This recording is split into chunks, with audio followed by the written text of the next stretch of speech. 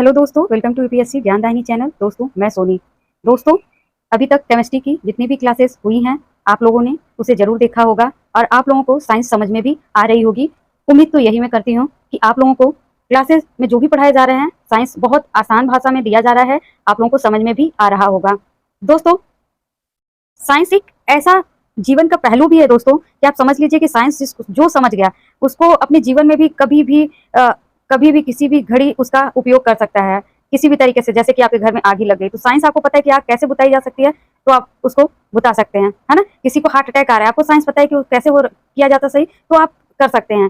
तो साइंस हमारे जीवन के रोजमर्रा में भी दोस्तों बहुत जरूरी है। इसी वजह से साइंस को आसान भाषा में मैं पढ़ा रही हूँ जिससे आप लोग को समझ में आए और आप लोग के पेपर में भी आप अच्छे स्कोर कर पाए साइंस के जितने भी क्वेश्चन आए। तो दोस्तों अभी तक हमने केमिस्ट्री के बारे में जो भी पढ़ा, गैस पढ़ा, यौगिक पढ़ा, मिश्रण पढ़ा। अगली क्लास में मैंने देखा था कि मिश्रण को कैसे पृथक्करण किया जाता है, उसकी विधियों को देखा। आज हम लोग बात करेंगे ठोस, द्रव तथा गैस पे जो तापमान का प्रभाव होता है तो उससे क्या बदलाव आता है। तो दोस्तों पहले तो देखते हैं, आपने बर्फ लिया है, बर्फ को देखिए पानी में बनाना होगा तो आपको क्या करना पड़ेगा। आप सोचिए कि बर्फ जब पानी में बनता है तो आप देखे होंगे बर्फ को रख दीजिए तो धीरे धीरे धीरे धीरे वो क्या होता है, पानी में बदलने लगता है, मतलब गलने लगता है। तो बर्फ को पानी में बदलने के लिए क्या करना पड़ता है, द्रवीकरण होता है। अब यही सोचिए को पानी को बर्फ में बदलने के लिए क्या करना पड़ेगा, हिमकरण उसे कहते हैं। हिमकरण के मतलब उसे बर्फ बनाने के लिए हिमकरण किया जाता है तो वो फिर से पानी से बर्फ बन जाता है। एक अवस्था और होती है, जैसे आप पानी ले लीजिए, आप पानी को वाष्प में बदलिए तो क्या करना, जैसे आप पानी एक बाउल में ले लीजिए, उसको गर्म करिए, उसको वाष्प में देखिए बदलता है तो क्या होता है, उसको वाष्पीकरण कहते हैं। और वाष्प से फिर पानी बदलने होगा तो वो उसे कहा जाता है संघनन। जैसे आपने पानी गर्म किया और पानी वाष्प में चला गया तो उसे वाष्पीकरण। अब कुछ देर बाद आपने देखिए आप खाना बनाते उसमें सब्जी ही देखिए आप बनाते होंगे तो उसमें पानी होता होगा, तो वो पानी जब गर्म होता है तो आप देखिए उसमें जिससे भी उसे आप ढाकते होंगे सब्जी को, तो उसको आप खोलिए तो देखिए उसमें बूंदे पड़ी रहती हैं पानी की। तो वो क्या होता है, जो आपके खाने का पानी होता है वो वाष्प बन के उस पे जाता है, वहां से संघनन होके वो धीरे धीरे पानी में फिर से बदल जाता है। तो वही दोस्तों है, जैसे बादल ले लीजिए, बादल संघनित होकर फिर तो बारिश होता है। तो दोस्तों यही है, पानी से वाष्प बनाने के लिए वाष्पीकरण करना पड़ेगा और वाष्प से पानी बनाने के लिए संघनन करना होता है। एक अवस्था है ठोस से सीधे गैस। ठोस से सीधे गैस में बदलने को क्या कहा जाता है, ऊर्ध्वापतन। ठोस कोई चीज, जैसे दोस्तों आप कपूर ले लीजिए, आप कपूर क्या है, ठोस है, और उसको जलाइएगा तो क्या होगा, वो सीधे गैस में बदल जाएगा, तो उसको क्या कहते हैं, ऊर्ध्वापतन। और गैस को ठोस में बदलिएगा तो क्या होगा, डिपोजिशन उसे कहते हैं। गैस से ठोस में किसी चीज को बदलने के लिए डिपोजिशन उसे बोला जाता है। तो दोस्तों आप अभी समझ गए कि बर्फ को पानी में बदलने के लिए द्रवीकरण करना पड़ेगा, पानी से बर्फ में बदलने के लिए हिमकरण करना पड़ता है, और पानी को वाष्प में बदलने के लिए वाष्पीकरण कहा जाता है, वाष्प से पानी को बदलने के लिए संघनन, और ठोस से गैस बदलने के लिए ऊर्ध्वापतन, और गैस से ठोस में डिपोजिशन बोला जाता है। आगे बढ़ते हैं दोस्तों, देखिए लिखा है कि ठोस का द्रव में बदलना मतलब मिल्टिंग, गलन कहलाता है, और द्रव का ठोस में बदलना फ्रीजिंग मतलब जमना कहलाता है, और गैस का सीधे ठोस में रूप में बदल जाना उसको क्या कहते हैं, डिपोजिशन कहलाता है। दोस्तों यहीं से क्वेश्चन बनते हैं कि ठोस से द्रव में बदलना क्या है, सीधे आप लिखेंगे गलना, या होगा आपका क्या बोलते हैं, द्रवीकरण। उसी तरीके गैस का सीधे ठोस रूप में बदलने की क्रिया को क्या कहते हैं, डिपोजिशन कहते हैं। तो दोस्तों आप लोग को समझ में आ गया कि ठोस द्रव जो गैस होते हैं उस पर ताप का जब प्रभाव पड़ता है तो उसे क्या कहते हैं, आप लोगों ने समझ लिया। आगे बढ़ते हैं, देखते हैं दोस्तों ऊर्ध्वापतन। मैंने अभी आपको ऊर्ध्वापतन को बहुत सरल शब्दों में बोला कि कपूर ले लीजिए दोस्तों, उसको जलाइएगा तो क्या होगा, वो ऊर्जा को इतना तेज सोखेगा, मतलब उतना तेज लेगा कि वो गैस में बदल जाता है, तो उसी को ऊर्ध्वापतन कहते हैं, ठोस से सीधे गैस में बदलना। तो क्या हुआ, उसमें उष्मा शोषी हुआ, वो उष्मा को सोखता है। कोई परिभाषा आप देखिए, ऊर्ध्वापतन जब कोई पदार्थ ठोस से सीधे गैस में बदल जाता है तो यह पदार्थ ऊर्ध्वापाती पदार्थ कहलाता है तथा यह प्रक्रिया ऊर्ध्वापतन कहलाती है। कुछ ऊर्ध्वापतिक पदार्थ क्या है, कपूर, आयोडीन, गंधक, गंधक में होता है क्या, सल्फर, सीधे उड़ता है, नौसादर, NH4Cl, एंथ्रासीन, बेंजोइक अम्ल, नेप्थलीन, आयोडीन फॉर्म, ये जितने भी हैं ऊर्ध्वापतन में आते हैं। देखिए दोस्तों नोट में लिखा गया ऊर्ध्वापतन उष्मा शोषी प्रक्रिया है, मतलब जितना तेज आप सोचे कोई ठोस को सीधे गैस में बदलना, इसका मतलब वो कितना ज्यादा हीट को, ताप को एब्जॉर्ब करेगी अपने में, तो इसी वजह से उसे कहा जाता है उष्मा शोषी होता है वो। आगे बढ़ते हैं, देखिए नोट में लिखा है दोस्तों, आज जो भी आप पढ़ेंगे, जितना भी मैं आज पढ़ाऊंगी दोस्तों, ये सारे के सारे क्वेश्चन पूछे जाते हैं पेपरों में। आप देखिएगा, खुद पढ़िएगा, आपको लगेगा कि हाँ ये सारे के सारे पेपर में आए हुए क्वेश्चन है या आगामी पेपरों में पूछा जा सकता है। चलिए देखिए नोट में लिखा है बेंजोइक अम्ल का उपयोग खाद्य पदार्थों के संरक्षण में किया जाता है। दोस्तों आप मार्केट जाते होंगे, सेब लाते होंगे, है ना, जब आप सेब अपने घर में रखते होंगे दोस्तों तो वो 1 या 2 दिन में खराब हो जाता है, पर आप मार्केट में जाइए, जो फल विक्रेता है ना, उसके पास एक स्प्रे की बोतल होती है, वो होता है बेंजोइक अम्ल, उस पर वो छिड़कता रहता है। तो आपने कभी कभी फल पे देखा है ना, ठोस अवस्था कुछ सफेद सफेद उसमें जमा होता है, तो दोस्तों क्या उसे जमा कर उस पर चला जाता है, जिससे फल तेजी से खराब नहीं होता, वो बचा रहता है। तो दोस्तों फलों के संरक्षण में बेंजोइक अम्ल का प्रयोग किया जाता है। दोस्तों इसका ये प्रश्न पूछा भी जाता है कि खाद्य के पदार्थों के संरक्षण के लिए किसका अम्ल का प्रयोग किया जाता है, तो वो है बेंजोइक अम्ल। आगे देखिए दोस्तों, मैं कहूंगी कि आयोडीन किससे प्राप्त होता है, तो बहुत लोग बोलेंगे दोस्तों कि अरे समुद्र के पानी से आयोडीन प्राप्त होता है, पर दोस्तों ऐसा नहीं है। एक समुद्री घास होती है जिसका बोलते हैं लेमिनेरिया। लेमिनेरिया एक घास होती है, समुद्र घास है, जिससे आयोडीन प्राप्त होता है। और नमक किससे प्राप्त होता है दोस्तों, वो समुद्र के पानी से प्राप्त होता है।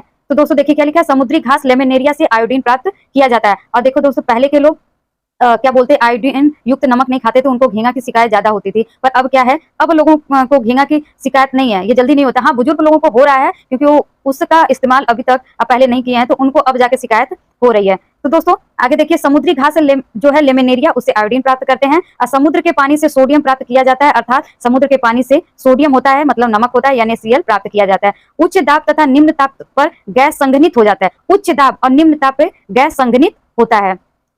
आगे देखिए भार, देखिए हीलियम से भारी गैस कौन है, नाइट्रोजन। दोस्तों याद रखिएगा, हीलियम से भारी गैस नाइट्रोजन होती है। दोस्तों अब आप एक चीज को समझिए, जैसे हमको हवा में उड़ना होगा तो हम अपने अंदर क्या लेंगे, हल्की चीज को लेके जाएंगे ना, जिससे कि हम हवा में उड़ सके, ऊपर जाएं, ऊपर जा सके तो क्या है, हम हल्की चीज लेंगे। अब हमें जमीन पे रहना है तो क्या करना पड़ेगा, हमें कोई भारी चीज लेके रहना पड़ेगा। जमीन पे उतरना है तो भारी चीज, और क्या कहते हैं, ऊपर उड़ना है तो हल्की चीज। बस इसी को आपके दिमाग में रखेंगे, इससे आपके सारे क्वेश्चन जितने भी आप पूछे जाएंगे ना, आप दिमाग से सॉल्व कर सकते हैं कि नहीं, इसका ये चीज हो सकता है कि इसमें कौन सी गैस भरी जा सकती है। आप बस इसको याद रखिए कि आपको जमीन पे रहना है तो आपको भारी, और ऊपर जाना है तो हल्की गैस का इस्तेमाल करना है। नोट में देखिए लिखा है, जिसे जमीन पे रहना है उससे भारी गैस, तथा जिसे हवा में रहना है उसे हल्की गैस का प्रयोग किया जाता है। चलिए आगे देखिए, प्रथम सबसे हल्की गैस कौन है दोस्तों, तो वो हाइड्रोजन है। हाइड्रोजन सबसे हल्की गैस है, और ये हीलियम से भी हल्की है। दोस्तों सबसे हल्की गैस क्या कहते हैं, हाइड्रोजन है। प्रथम सबसे हल्की गैस हाइड्रोजन। दूसरा देखिए लिखा है, द्वितीय सबसे हल्की गैस है वो हीलियम है।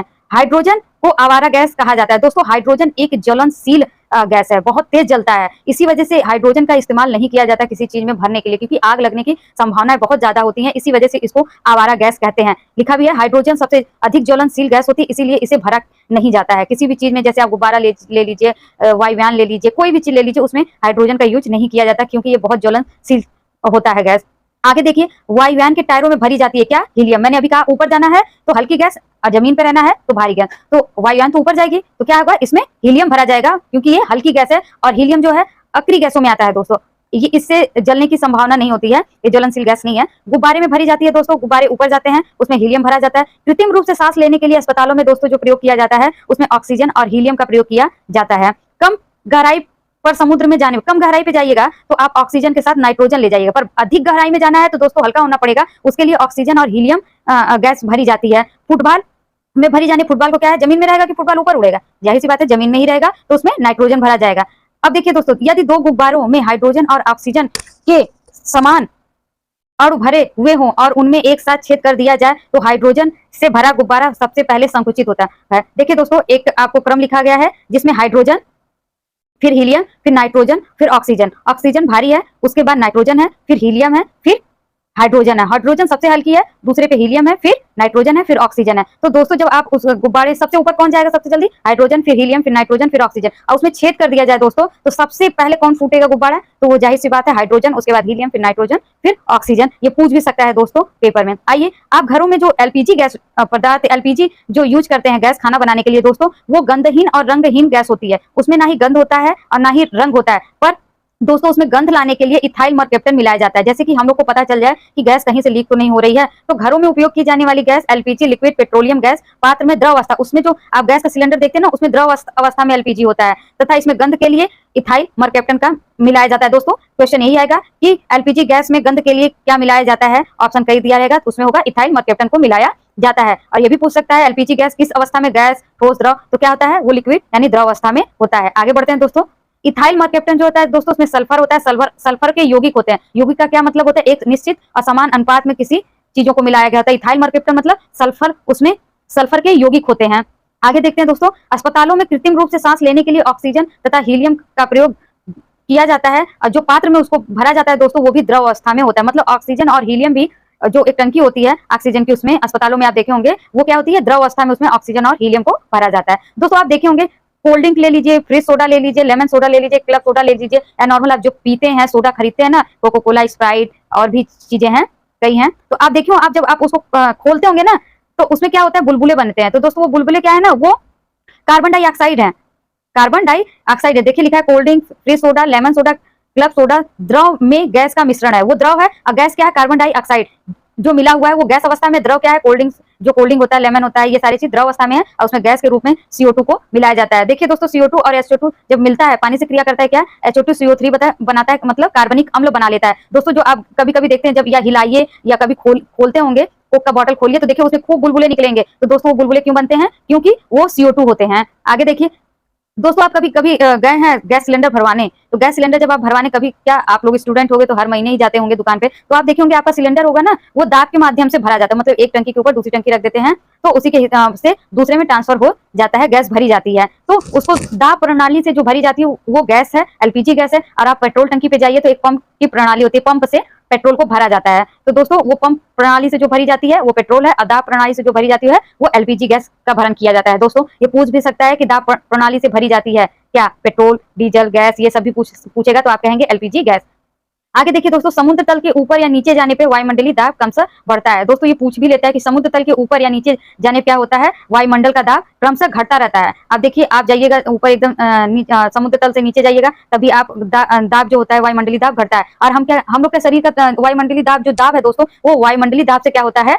ज्यादा होता है। इसीलिए हम लोग ठीक है, आप ऊपर पहाड़ों पर चले जाइए तो खाना बनाना मुश्किल हो जाता है, क्योंकि वहां क्या होता है? दाब घटने लगता है। तो दोस्तों ये आज की पूरी क्लासेस है। आप लोग ये पूरा का पूरा जितना भी मैंने पढ़ाया है दोस्तों, आज की क्लास बहुत ही इंपॉर्टेंट है और ये सारे के सारे क्वेश्चन आए हुए हैं केमिस्ट्री से। दोस्तों आप इसको पढ़िए, एक बार वीडियो देखिए, 2 बार देखिए, रिवीजन करिए, और हो सके दोस्तों अपने भाई दोस्तों बहनों को भी शेयर कीजिए, जिससे उनका भी भला होगा। क्या पता आपको ना समझ में आ रहा है तो उनको अच्छे से समझ में आ जाए, उनके एग्जाम के लिए इंपॉर्टेंट हो। तो दोस्तों प्लीज, हर एग्जाम के लोग को साइंस पढ़ना जरूरी है। तो किसी भी एग्जाम की तैयारी कर रहे हो तो प्लीज साइंस को पढ़िए, और प्लीज आप लोग को अच्छा लग रहा हो क्लास तो प्लीज UPSC ज्ञानदायिनी चैनल को लाइक, सब्सक्राइब एंड कमेंट करिएगा। धन्यवाद।